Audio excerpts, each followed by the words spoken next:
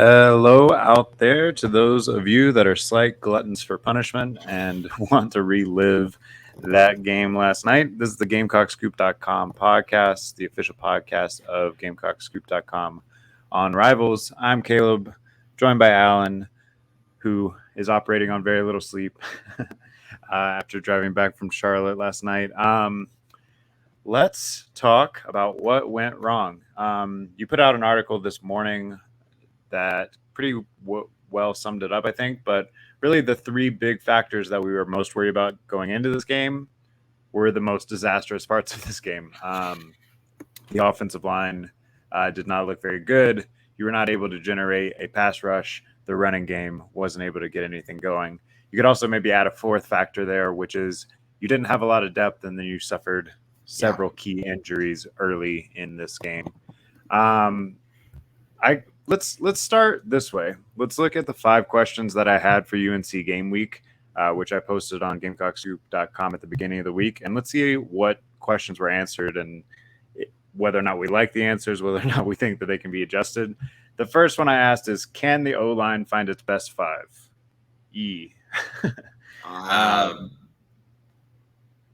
I hope that wasn't the best 5. Let's pick that apart for a second.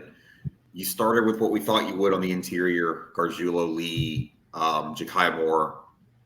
Tackles, you started with, was it Fugar at left and Henry at right? Case and Henry goes down on the first series, didn't come back. Wanamaker goes to right tackle. Jackson Hughes takes over at left tackle in the second quarter. You score a touchdown on that first drive, and then after that, you're completely overmatched up front. This might be what it is on the offensive line. I thought the Beamer quote last night saying, "We are who we are, we have to grow up," kind of summed up how you feel about it. Like, Cam Pringle and Josiah Thompson are going to be good players. I think they're not coming through the door this year. You're just going to have to figure this out. Yeah, so let's get into that a little bit. Statistically, Gamecocks suffered 9 sacks. For reference, North Carolina had 17, or I've seen 16, I've seen 17. I don't know which is right, but either way, 16 or 17. Half the season total from last year. Yeah, sacks all of last season across 14 games. They got 9 last night. And also, South Carolina had -2 yards rushing. If you take out the quarterback runs and the quarterback sacks, you end up with 2 running backs, Juju McDowell and DeCarrion Joyner, who went 18 carries for 18 yards. Not ideal. Not a math major, but that's not what you want. Now, some of this is compounded because I do think Case and Henry is probably your most talented of those 4 tackles that you just spoke about, regardless of position. But he had been banged up all throughout camp, came back, played 4 plays last night, gets hurt. Didn't look good. He got rolled up pretty good. We'll find out how severe that injury is. I couldn't tell if it was the same leg or not. If it is, obviously that's even more cause for concern. But I mean, either way, we'll have to see how that goes. Didn't really see any freshmen. Kind of expected maybe you do. Maybe that's part of this process this coming week against a team that you should beat in Furman. Try to see if any of those guys are ready, because you mentioned Josiah Thompson and Cam Pringle. You also had a pretty good recruiting class last year, and I guess that's sort of where I land on it. If you want to, I don't know, take a rose-colored lens on this situation, is I don't know that it was an avoidable situation at tackle. Like, I don't think that you can necessarily blame the coaching staff or the recruiting all that bad. When you look at what Beamer inherited at tackle, most of those guys were veterans. He got them to stay all 5 or 6 years or whatever with the COVID. It's really hard to get tackles out of the transfer portal and fill in the gaps. And then he's recruited pretty well since he's had full recruiting classes. 2023 class, really good. You had 2 4-star tackles in that class. 2024 class is looking good. Case and Henry, 2022 class, which is, I guess, Beamer's first full cycle, but it's tough to kind of make inroads in that first full cycle. And like I said, he's probably the most talented of that group. But then you have both he and Nichols go down, and you have no depth behind them. And that's just the way the roster is constructed right now. I think you have help coming, but that doesn't make you feel too good. on Sunday morning after a 31-17 loss. Yeah, I do ask the questions to Tree Babalade and Trovon Ball, were the linemen who traveled last night as freshmen. Marquis Anderson did not make the trip, even though he's only 2 deep. Going to try to find out more about that on the teleconference tonight. Are those guys ready? No. I don't know how much worse it could be, though, up front. I think even beyond the sack point, too, is you had Rattler under pressure all night. He had a couple escapes. That first third down conversion to Leggett on the second drive probably should have been a sack, too. Look, I hate being reductive about stuff. I don't like doing the guy sitting at the bar has one take thing, but like, yeah, you're not going to win a football game if you're blocking like that. You could have had Tom Brady or Patrick Mahomes or a robot with a jetpack at quarterback last night. You're not winning the way you were up front. Yeah. And I don't know. Is it a talent issue? Is it a scheme issue? Is it mental stuff? There's at least one play in particular I remember that led directly to a sack. I believe the broadcast pointed it out, but Tyshawn Wanamaker got the wrong call, thought the wrong thing, whatever, slid inside, doubled up on a tackle, and let a free runner right in Rattler's face. I don't know how many other times that happened. Obviously, we're like watching a game, writing, doing a bunch of different stuff. I'll have to go back and dig into that a little bit more.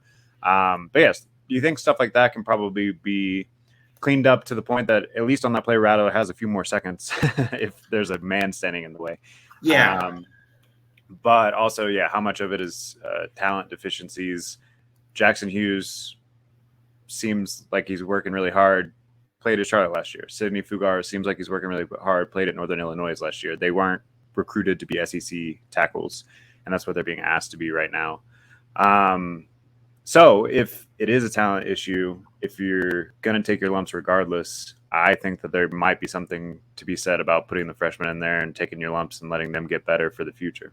I also think just going to the scheming, but I do agree with you on that. We talked about that a little bit in the offseason, and I'm sure we'll maybe talk about that maybe this time next week as some of those guys get in the Furman game. But I think there is and I'm not going to do a Dowell Loggins reset here. There's no point after that game, but I do think there is a scheming thing where you need to start moving some pockets. I'm thinking the best drive of the game last night for South Carolina was the second touchdown drive, the 5 plays. You saw some tempo on that drive, which is something we talked about too.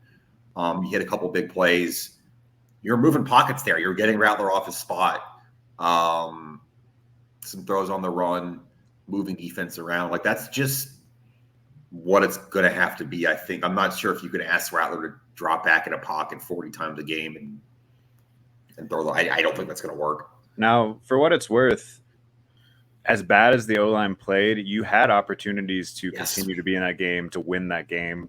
You think back to the special teams making an impact coming out of the half, and you get an onside kick, and then Amarian Brown drops a wide open fourth down catch. You think about 2 interceptions and a turnover on downs and that onside kick, all only leading to 3 points. You didn't take advantage of the opportunities that you were given by your defense and special teams.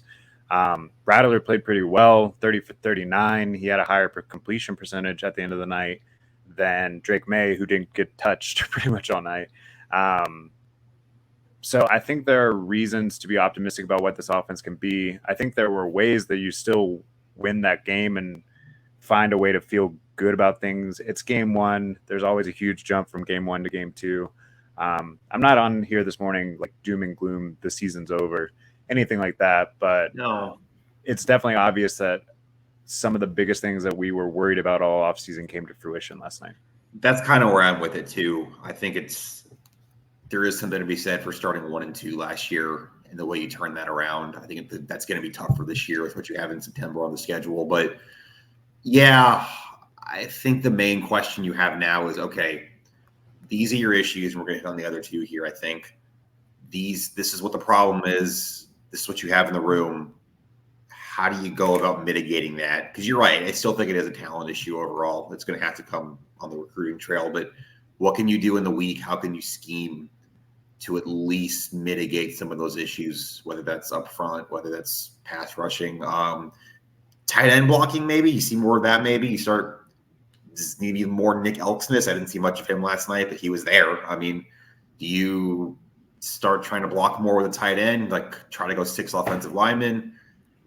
Sort of. Yeah. I mean, how much do you miss Nate Atkins last night? Yeah. I think that's a pretty big factor because it's not like the offensive line was lights out last year either, but it felt like they were more cohesive once they started using that H-back to sort of pick up an extra blocker. So, yeah, maybe you do that. That'll be unfortunate because we did think that Knox and Simon were going to be a strength in the passing game. We haven't even talked about the injuries yet, but Juice Wells was pretty much a non-factor last night. He played 19 snaps, got 1 target, then went out in the second quarter, didn't return. So, I mean, it was the Xavier Legette show, and to his credit, he stepped up. I can't remember where exactly he ended up landing on the list. Was it 18th in school history? I got the 14th with that last catch. But, okay. yeah, he had a career high.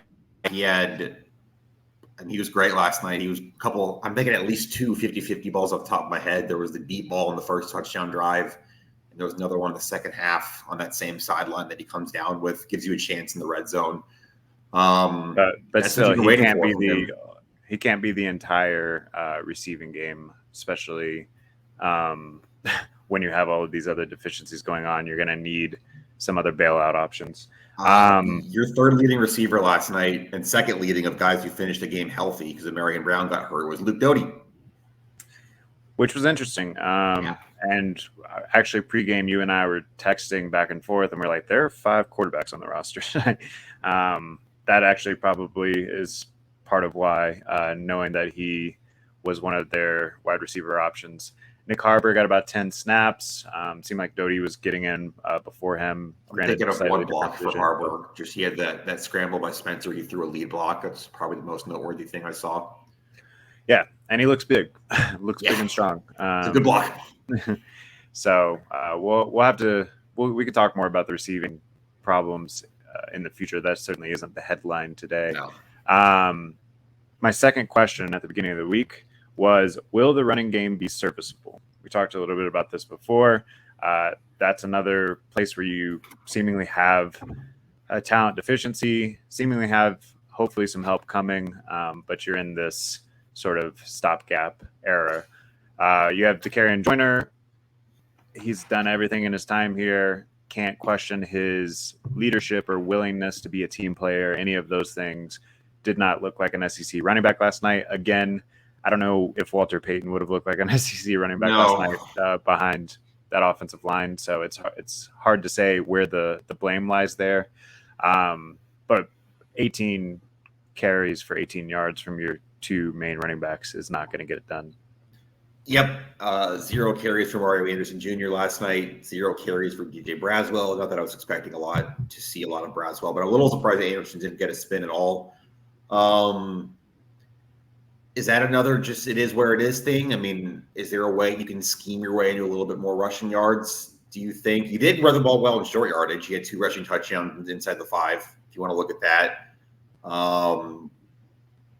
you weren't in a lot of short yardage situations outside the goal line because you couldn't run the ball in first or second down. But I do think if you're talking about serviceable, that's the word you use there. Can you run the ball in short yardage? Can you pick up first downs here and there where you need to? Maybe. I still think there might be a way to do that, just based on what I saw last night. If you can make some of that offensive line jump we just talked about, you will not have an explosive running game this year. Actually, I think a couple of those obvious rushing situations, I'm thinking of a 3rd and short, I'm thinking of those 2 goal line situations were the best push that I saw from the line all night. First touchdown, I think it was actually Fugar who got a really good block on there, Joyner. So, yeah, I mean, in that scenario, they're just like trying to create a wedge, blow the defensive line off the ball. If they only have that job, they have the size and strength to do that job. It seems like when all the other elements get brought in, things were getting a little bit more complicated. I think you probably got to throw it a little bit more on first down. I mean, I know obviously you did that some in the second half. I understand that you were trying to establish the run game in the first half, but once it was clear that wasn't happening, you were putting a hampered offensive line in 2nd, 3rd, and long at the beginning of a lot of those drives. I think I saw 5 I'll pull up the exact stat. I want to say it was 5 out of 8 drives were 5 plays or less last night. You can't have Yeah, that. you had the 2 3-and-outs in the first half to go with your 2 touchdown drives. That obviously can't happen in any game, but especially when you're facing a Drake May offense. So it was actually worse than that. 9 out of 12 drives with 5 plays or less last night. That's just not going to get it done, obviously. I do, again, if passing the ball is your strength, if you're going to build your team around that, but you also don't think you have the protection, the time, the whatever to push the ball vertically. And last night you didn't have the weapons to do it, except for Leggett, quite frankly, with the injuries. Short, intermediate passes on first and second down. They tried some of that with some screens, some slip passes. There was the one bubble screen to AB on the touchdown drive in the second quarter that I think sprung for like 30 yards. And he had one of his better nights as a Gamecock as well before he got hurt. And I do think that there's something to be said for the scheme getting him in space and him taking advantage of Absolutely. it. I think that's something that, you're going to have to do going forward. Rattler was efficient throwing the ball down the field to Leggett, but he also, at the half, I think had 171 rushing yards, and 91 of those were yards after the catch by his receivers. So there was something to be said in those 2 first half touchdown drives for dumping it off quick, getting a guy in space and letting him run with it. That might be your running game, short passes. That might just be what it has to be. And you talk about mitigating that. I think you can make that work. I think that might be more where your tight ends get involved too. I mean, it was pretty much garbage time, but we saw, I think, 2 or 3 catches for Josh Simon on crossing routes in the fourth quarter, just short stuff over the middle. The type of stuff you run against the prevent defense, I know, but North Carolina is trying to keep the top on there. But still, if you can get him over the middle a little bit, that might be a way to pick up some yards for second down. Another big question that I had in the 5 questions for the week was, what will Logan's offensive philosophy look like? I don't know that we have an answer to that question because I think pretty quickly it became apparent anything more than a 3-step drop was not getting the ball out. Anything more than a 1 or 2 yard dive play wasn't going to be too effective running the ball. I guess some of that tempo on that drive that you were talking about and some of that screen game definitely shown through as slight differences from last year. But really it was just Rattler running for his life and throwing it up to Xavier Leggett, which worked quite a lot, but also he got sacked 9 times. Yeah, I don't even want to touch the Logan thing today. I just don't think that's fair to him. I don't think that's really fair to this offense after one game. And I not to take away a point, but I don't know what you even say about Dowell Loggins or say about his scheme after 9 sacks. No doubt. Another question that I had at the beginning of the week was, what freshman will make an impact?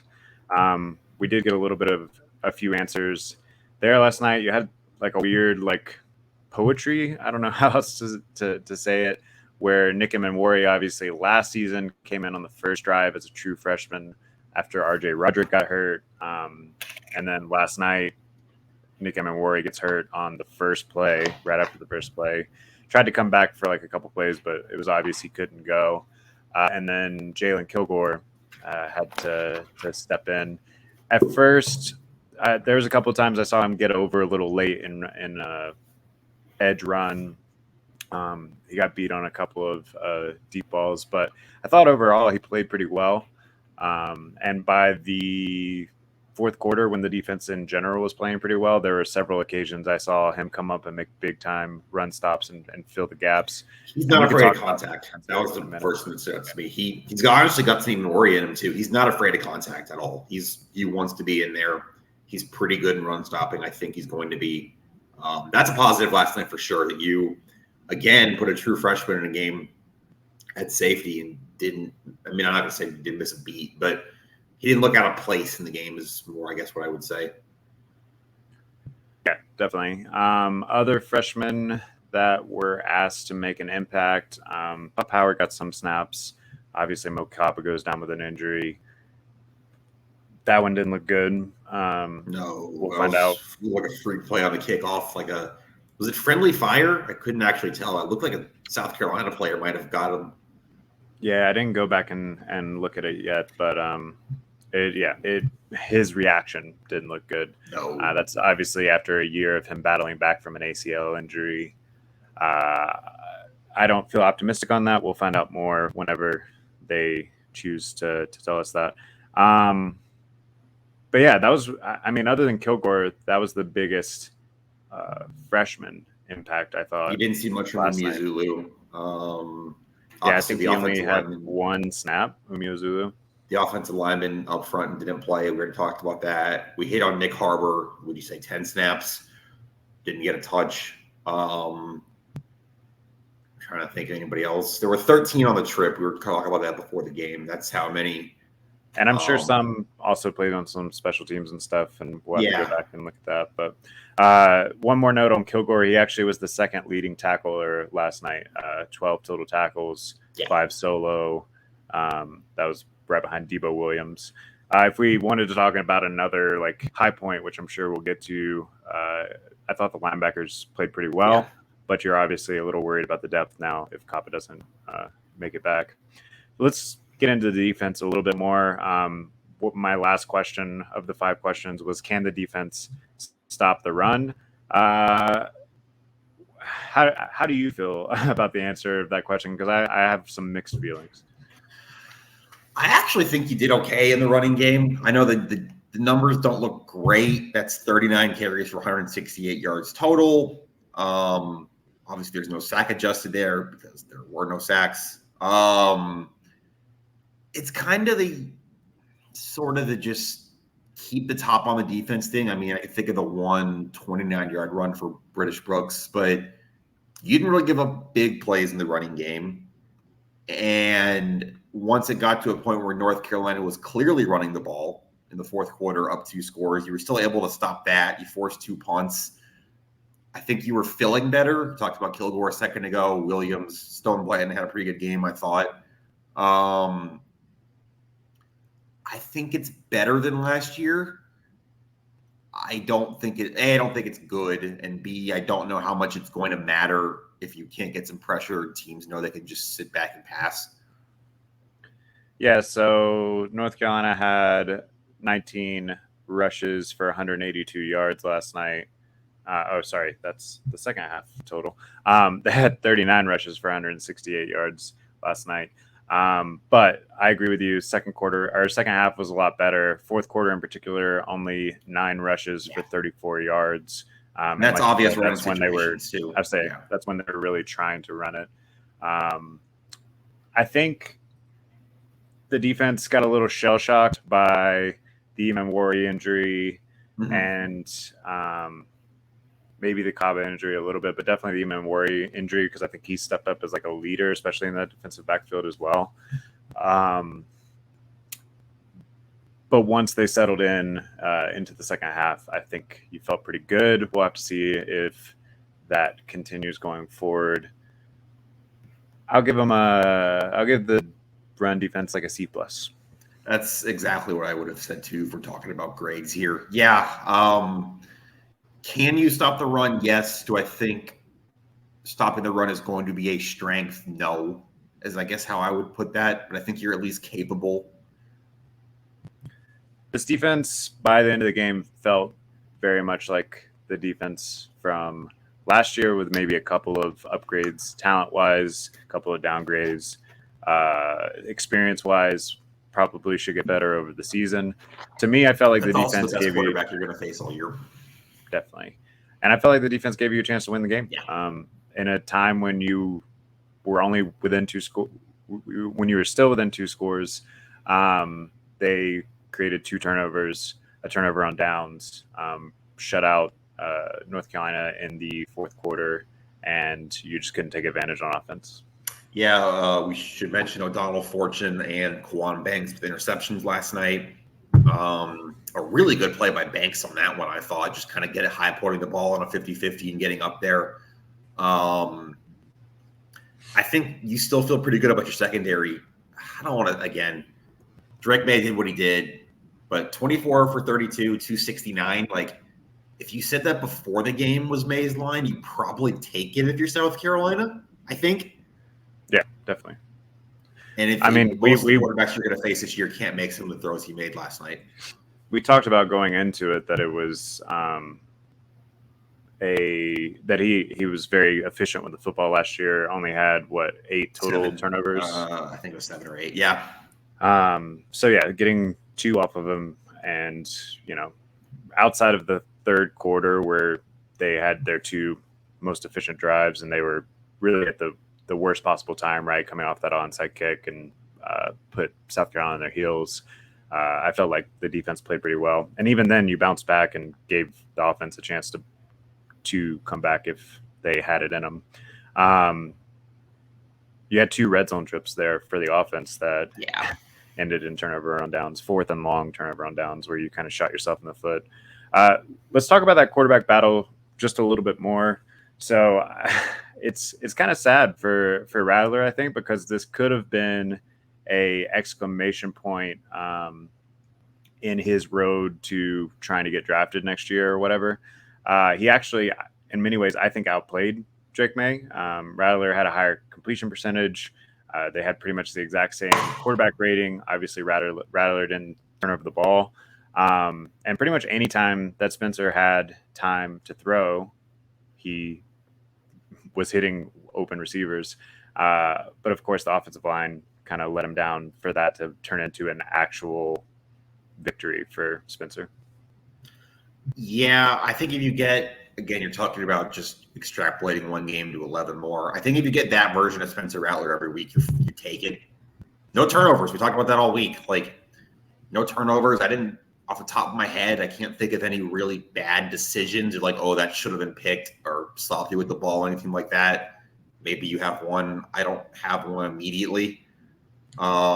No, it felt like Spencer Rattler took a step forward. It felt like all the buzz that we heard in the offseason was correct. It just felt like he didn't have the time to take advantage. I thought he made good decisions. The ball placement, I'm thinking again, the 2 jump balls to Leggett were inch perfect throws. I thought he commanded the offense well when they went tempo, especially that second touchdown drive like we talked about. He looked comfortable there. I think you feel better about Spencer Rattler than you did before the game, but also maybe worse about the passing game, if that makes any sense at all. Yeah, so I got to give credit to Bill Fred L on Reddit, because I was scrolling through Reddit this morning looking at the post-game thread, and he said Spencer Rattler made Herculean efforts to pull a rabbit out of a hat when a chunk of the team signed him up to be an assistant for the knife throwing act. I thought that was a beautiful metaphor. Yeah. It's I don't think that you could put very much of it at all at his feet. Maybe not. I really can't. I mean, there's a couple of times that he almost escaped the pocket, got tripped up, turned into a sack, may have been a big play. Still can't really place the blame on him on that, though. He was just trying to do what he could do. Maybe got a little happy-footed there at the end, but can't really blame someone that's been sacked 9 times for that either. No, I'm interested to see how that looks next week. We'll get into Furman more, but if this offensive line looks better against an FCS defensive line, which, geez, what a show we'll have this time next week if that's not the case. But what does that look like with clean pockets? What does that look like with time, with comfort? Just what are these steps you're seeing from Spencer Rattler that you could actually – and again, not that if he could put up 1,000 yards next week against Furman. I still don't know where that translates to blocking SEC defensive lines. But still, what does that look like with time? Something you can look at next week. Yeah, I was actually trying to see, and I'll keep looking it up, how Furman's defensive stats. Well, they won their opener. They beat Tennessee Tech on Thursday. I know that. I think they gave up 10 points. I don't know how many sacks they had. Yeah, because I don't know. Based on what you saw last night, I think if they have a decent defensive line, they could still get to Rattler a couple times. Yeah, they probably can. I don't know if I can look at any defensive line on the schedule and say they can't get to Rattler at least a couple times after what I watched last night. But I mean, we're talking about last season. UNC was 129th out of 130 teams in tackle for loss, and they had 16 tackles for losses last night. Yeah, and South Carolina had 1. You had the Debo Williams tackle for loss on I think it was like a first down handoff in the second quarter. Yeah. And again, it is possible that North Carolina is better than we think. It's week 1. That's the caveat. Their defensive line is full of former 4-star recruits. They have 2 pretty good linebackers, both of which had some sacks on some blitzes last night. Gene Chiswick's a good defensive coordinator. There are reasons that North Carolina probably took a step forward, but you still have to, hold some accountability to the offensive line for giving up 9 sacks. For what it's worth, I'm looking at it now. Furman did win their opener 45-10 against a not very good FCS team in Tennessee Tech. Only had 1 sack though in that game last week. Well, there you go. Maybe you have a little bit of an opportunity to get some things right before Georgia. Yeah. Now, if we do really quickly want to kind of like talk about what things look like going forward, that Mississippi State game is now very crucial. Yeah. Because otherwise you are staring 1-4 in the face. Assuming you beat Furman, you still have Georgia and Tennessee left in this first 5-game stretch, both on the road. So that Mississippi State game is going to be crucial just to kind of get your bearings. If you can start 2-3 in this stretch, I think you still have most of your goals ahead of you. If you start 1-4, the wheels start to feel like they might get a little wobbly. Yeah, I think we talked about this on one of our early season or camp shows, but you got to find a way to split UNC and Mississippi State. All right, well now you got to beat Mississippi State. Then that's what a split means. Like that. I don't want to use the term "must win" in September because you weren't talking about a national title or something for this team anyway. But if you want to get to a bowl game, if you want to feel like you're taking a step forward this year, yeah, you're going to have to find a way to win that game, I think. All right. Have we beat up on them enough? Do you have any other sort of takeaways or things that we need to look at going forward, or do you want to try to pull out some bright spots? Let's pull out some bright spots here while we're still on the show before we sign off here.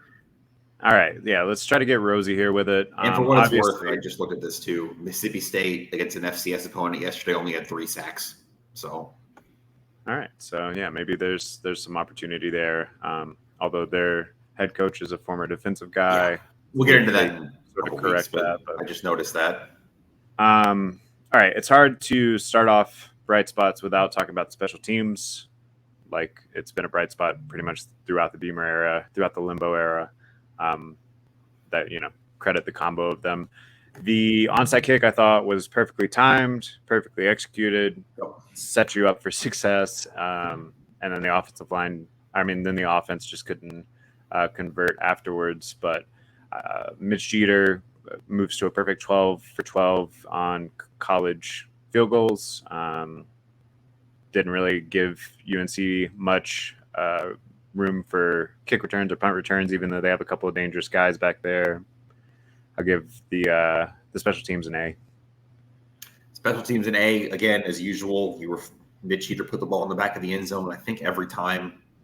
I don't have a whole lot to add there. It's just a strength of this team. If we're going to say the weaknesses of this team that we thought are still weaknesses, the strengths are still strengths, I think, too, which that goes back to what we said about Rattler, but also the special teams for sure. And especially, again, Pete Lembo, Beamer talked about it post-game. They said they studied North Carolina's kick alignments from last year. They noticed there might be an open space in that front line, that if Mitch Jeter did it right, he could kick the ball 10 yards and still have enough time and space to recover the ball. And that is exactly what you saw there. I'll throw another positive in there. Your linebacker play, we talked about it a little bit, but I thought Debo and Stone both played really well. I think you feel, even with the Kaba injury, I think you still feel good about what you have there. Yeah, I can really only think of maybe like 2 minus plays I would give Debo. One was he just was outmatched by their tight end Morales. He got caught in a man coverage situation and got beat. That's going to happen sometimes. And another right after that big tackle for loss play, May scrambled a little bit. He could have had a tackle there for like 3 or 4 yards, missed the tackle. May goes for 15 or whatever and got all of that yardage back. But that's really the only two that I could think of off the top of my head. Debo Williams led the team in tackles last night, was aggressive, had a couple of pretty big hits. And yeah, I thought Stone Blanton definitely showed that he took a step forward from year 1 to year 2 last night. So I think you feel good as long as both those guys stay healthy. Hopefully Pup Howard can step up. Hopefully Bam Martin Scott gets back from his injury. And I mean, hopefully Mo Kaba does too, but like we said, we're just not, it didn't look too good last night, but we'll see. But yeah, you need a little bit of a rotation there because I think those guys played a little bit too many snaps last night. Yeah. Got gassed. So another positive, we talked about it a little bit, but Xavier Legette seems to have taken a step forward. If you can get Juice Wells back, if you can get Amarian Brown back, you got to feel pretty good about your receivers if you can keep Rattler upright long enough to kind of distribute it around. But yeah, Xavier Legette looked like a dude last night. He's the best receiver on the field for either team. No question about it. He had probably the 2 best catches in the field last night for either team with those 2 50-50 balls we talked about. I'm trying to think where else I can throw a positive on this. That game could have got out of hand. I know nobody wants to hear that. That's fine. I'm not here to tell you should celebrate it. You should celebrate not getting blown out in a game you thought you had a chance to win. But that's 31-14 with UNC having the ball in plus territory, trying to go up 38-14. And they didn't score again the rest of the night. You get a pick from O'Donnell Fortune. You get a field goal off of that. You get a pick from Kwan Banks. You don't score. You get a stop. You get another stop. That, I think I put it somewhere on the live chat we were doing. That felt like it was heading towards a blowout after you didn't score down 31-14. And it didn't happen. Again, I'm not telling you to celebrate that at all. But I think that's at least worth noting. No, and I think that hits on a larger point that we've seen throughout the Shane Beamer era is even when maybe the talent doesn't fully match up, when some things are going wrong, it does seem like that there is a belief, a culture of belief within this program, a culture of continuing to fight. And yeah, you continue to fight throughout the game, came up short. You got blown about Florida last year, came back, pulled off those wins against Tennessee and Clemson. I think that as long as that culture of continuing to fight sticks, that they will figure some things out, and the wheels are not going to completely fall off. You're not going to have a 3-win season or whatever. Drink some water this morning, take a step back. You got to get right week. We'll start previewing that on GamecockScoop.com starting tomorrow. We'll be back on the podcast for Thursday. But yeah, the sky is not falling. I think that there's still some reasons to be optimistic season long. Yeah. You started 1-2 last year and you won 8 games. I'm not telling you that's going to happen again, but there is precedent for it. That's, I guess, what I would just leave it as is you still have 11 football games to play. All right. I think that about does it for our coverage of this one. If you want to go back, we have 3 different articles already. We're going to have some film breakdown here at the beginning of the week, continue to just stew in what happened last night, and then we will turn our focus to the Furman Paladins, the first home game of the season, night game. Should be a fun time. Until next time, this has been the GamecockScoop.com podcast. We'll see you.